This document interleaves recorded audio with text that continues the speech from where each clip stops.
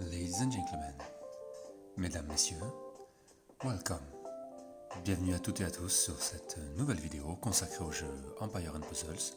Je suis Aslanes, votre host sur cette chaîne YouTube, et c'est un plaisir de vous retrouver pour une nouvelle chronique d'une GDA. Aujourd'hui, on va voir un petit peu la préparation pour la GDA. D'accord, on va prendre le temps cette fois-ci d'analyser un petit peu la nouvelle contrainte de cette GDA. Alors, juste avant, donc par rapport à la dernière GDA, je vous montre donc le résultat, et c'est bien sûr une victoire. Hop.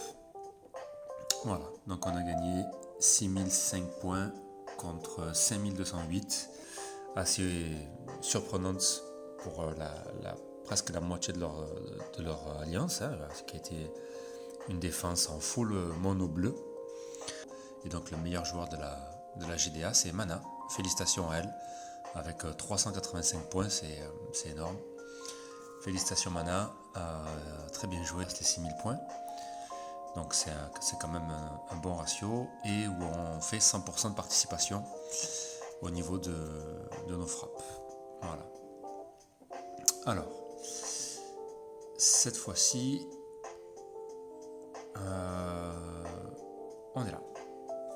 Alors, pour cette nouvelle GTA, on affronte des Polonais. Voilà. Des Polonais qui ont un score de 195 051 points, ce qui est dans notre lignée. Et nous, on a 198 285 points. Donc vous avez vu, on a quand même bien remonté. On a quand même bien remonté notre score par rapport à il y a 2 GDA en arrière, où on était en dessous des 190 000. Donc c'est pas mal. Alors n'oubliez pas ce que je vous ai expliqué, c'est que le score de l'Alliance ne dépend pas juste uniquement de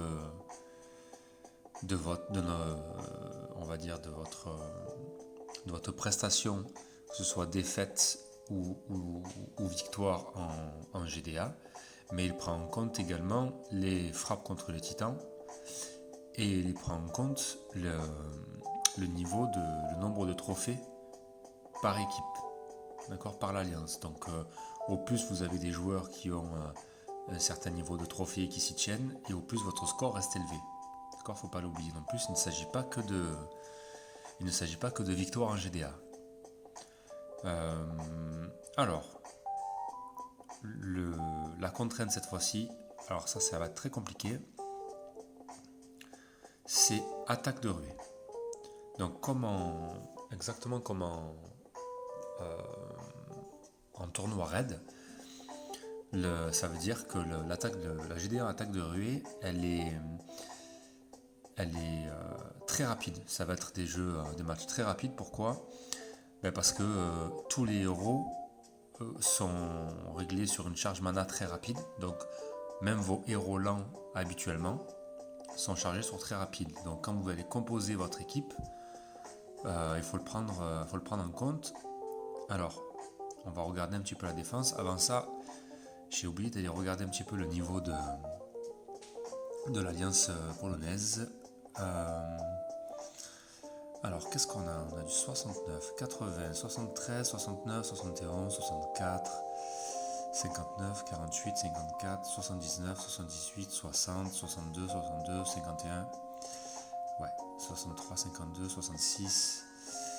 Ouais, il y a quand même du gros niveau. Ils ont quand même un niveau assez élevé, à quelques exceptions près où on voit, voilà, comme certains membres qui sont en 28, mais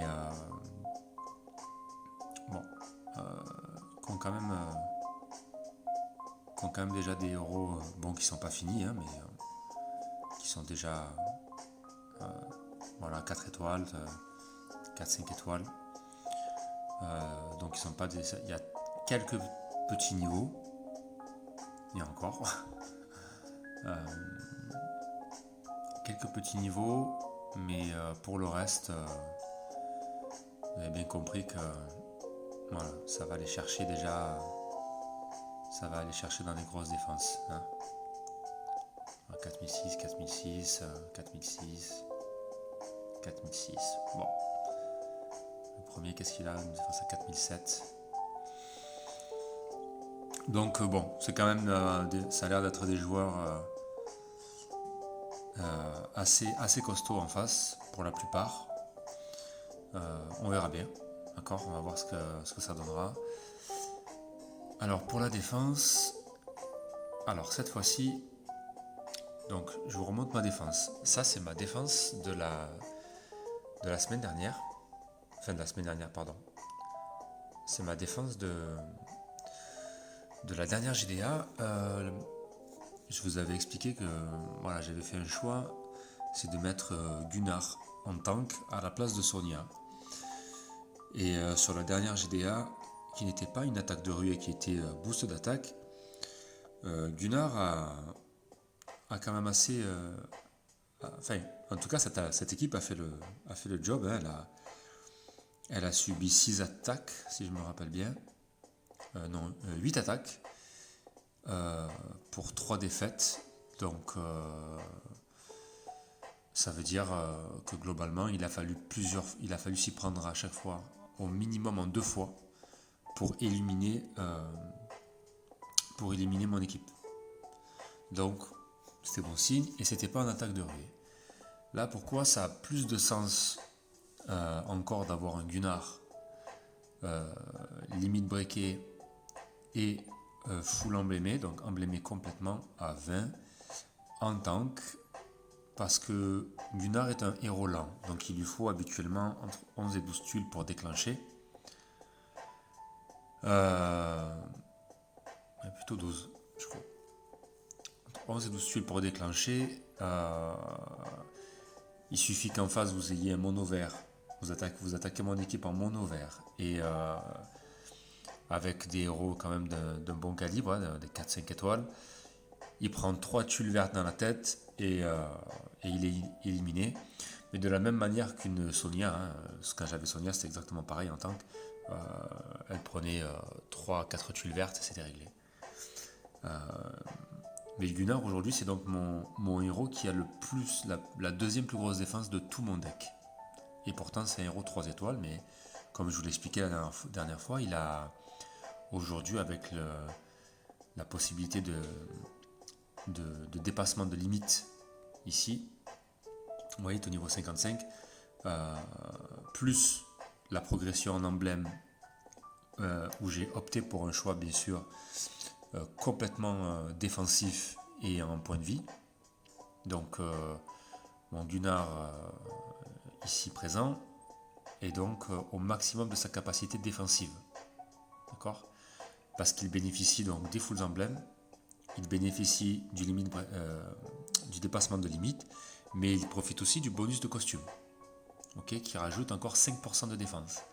Donc quand c'est enclenché tout ça, quand vous avez un héros comme ça qui est au maximum de ses capacités et donc la défensive, ça devient très compliqué de l'éliminer. Pourquoi? Parce que, alors très compliqué, j'exagère un peu, mais ça devient un peu embêtant si vous n'avez pas les tuiles en face, parce que il y a de suite les bonus de costume qui rentrent en compte, d'accord?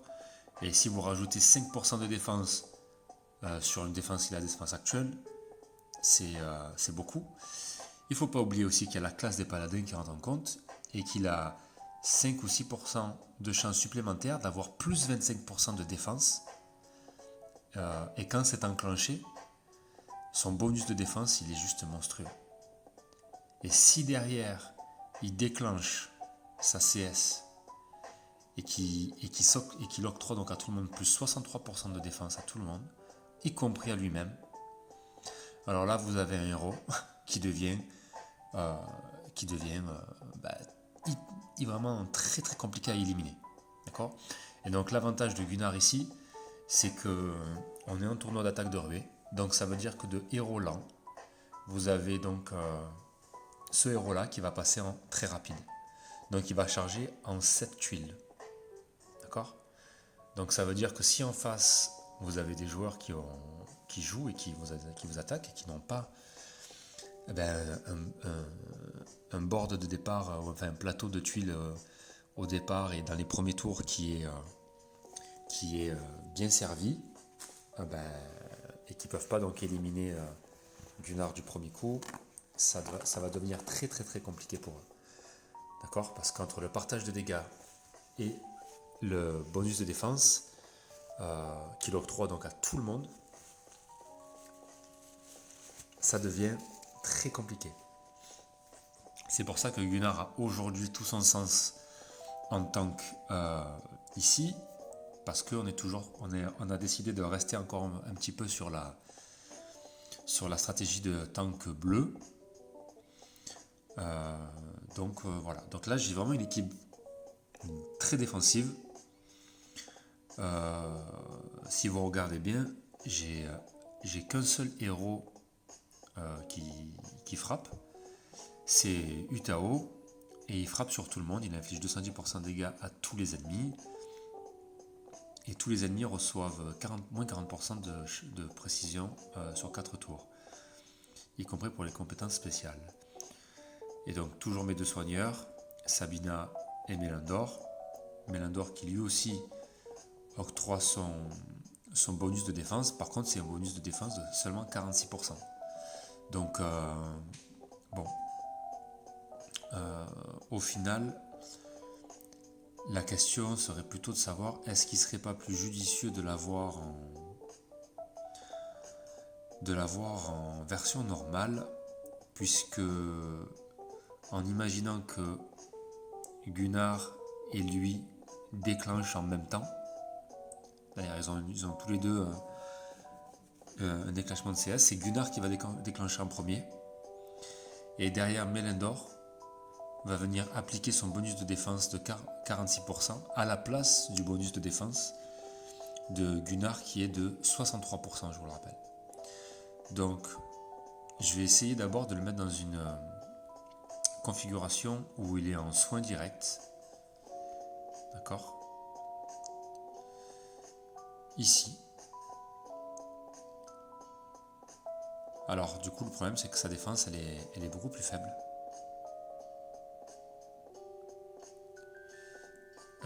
Ses bonus d'attaque sont plus élevés, mais en points de vie et en défense, il y perd un peu. Bon, il a toujours son bonus de costume qui octroie 5% de défense, hein. Mais du coup, il n'appliquera pas son bonus de défense à la place de celui de Gunnar. De notre côté, en imaginant que Gunnar se fasse rapidement éliminer, ça permettrait d'avoir un deuxième héros qui applique un bonus défensif s'il y a justement eu une ouverture. S'il y a une ouverture au niveau du tank, hein. Donc on part toujours du principe que Gunnar peut être éliminé assez rapidement. Dans ce cas, c'est quand même bien d'avoir un héros qui applique aussi un bonus défensif. Donc c'est la question à 10 000 points. Je ne sais pas du tout ce qui serait le mieux. Alors Chevalier Noir aussi c'est bien, hein, je suis content parce que du coup il va pouvoir, je l'espère, déclencher rapidement et concentrer un maximum de frappes sur lui. Donc après, donc j'ai quand même j'ai quand même encore une fois là une équipe de défense pour le coup vraiment défensive. D'accord, j'ai deux soigneurs, j'ai un gros on va dire un gros def, hein, un gros héros défensif avec Gunnar. J'ai avec Chevalier Noir un héros qui concentre toutes les attaques vers lui et qui en plus permet d'avoir un bonus d'attaque. Et j'ai un frappeur lent habituellement, mais qui tape sur tout le monde.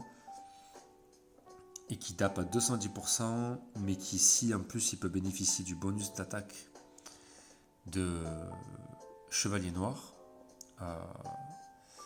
qui est, je vous le rappelle, de 45% d'attaque et une augmentation supplémentaire de 20% chaque fois qu'ils sont touchés pendant 3 tours. Donc ça me semble correct et judicieux de mettre un héros qui frappe comme Utao.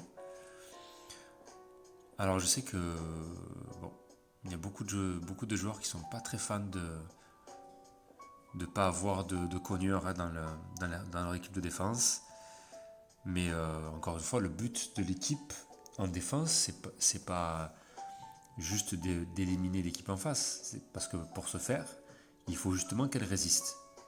Donc si vous avez des héros qui sont trop faibles défensivement et qui n'ont pas la possibilité de vous apporter de la survivabilité, eh bien ça va être très compliqué pour vous d'avoir des bonnes stats en défense, parce que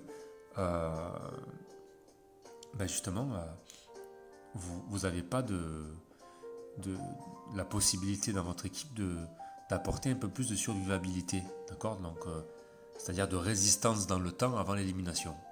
Et c'est ce qui compte.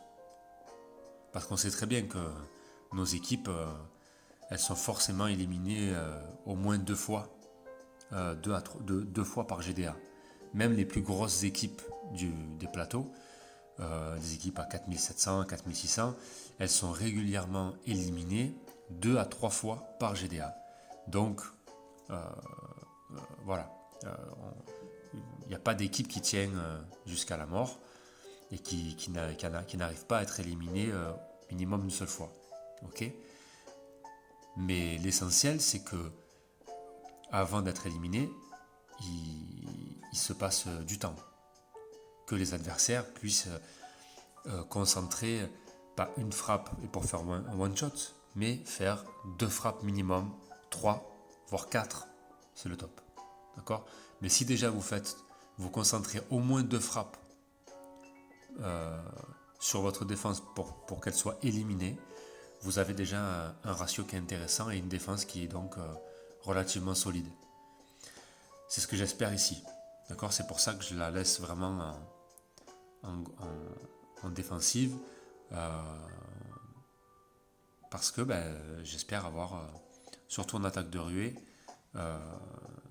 quelque chose d'assez solide et qui va permettre à mes héros de déclencher rapidement. Voilà. Donc écoutez, on va laisser comme ça. J'ai toujours un doute avec Melendor, mais si je le laisse dans sa version costumée ou pas, j'ai vraiment un gros doute.